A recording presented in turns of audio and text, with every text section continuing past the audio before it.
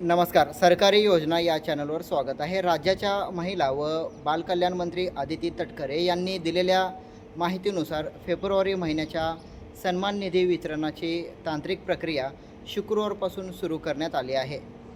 पुढील 2 ते 3 दिवसात हा निधी लाडक्या बहिणींच्या आधार संलग्न बँक खात्यामध्ये जमा होण्यास सुरुवात होईल.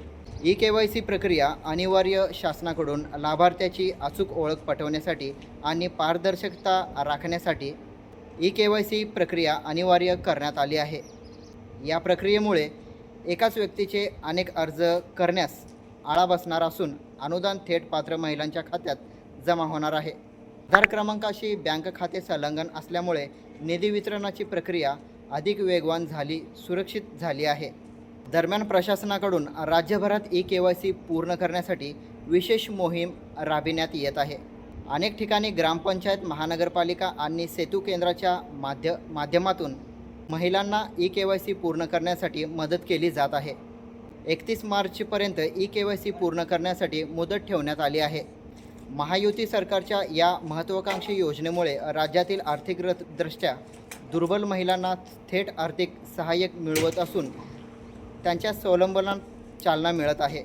मंत्री अदिती तटकरे यांनी समाजात माध्यमावरील त्यांच्या एका पोस्टमधून विश्वास व्यक्त करताना मुख्यमंत्री देवेंद्र फडणवीस, उपमुख्यमंत्री एकनाथ शिंदे आणि उपमुख्यमंत्री सुनेत्रा अजित पवार यांच्याकडून ही माहिती उपस्थित करण्यात आली आहे. नेतृत्वाखाली ही योजना अधिक प्रभावीपणे राबवली जात असल्याचे नमूद केले आहे. येत्या काही दिवसात पात्र महिलांच्या खात्यात ही रक्कम जमा होण्यास सुरुवात होणार आहे.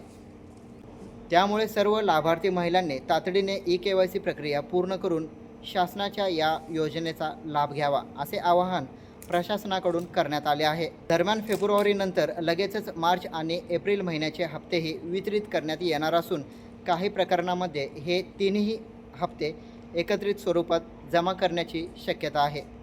एकाच वेळी 4,500 रुपयाचा हप्ता मिळवण्याची शक्यता असल्याने राज्यातील लाखो महिलांना मोठा आर्थिक दिलासा मिळणार आहे. सणासुदीचा घरगुती खर्च, मुलांच्या शिक्षणासाठी लागणारा खर्च तसेच रोजच्या गरजांसाठी हा निधी उपयुक्त पडू शकणार आहे. यासोबतच भेटू आपण पुढच्या व्हिडिओमध्ये.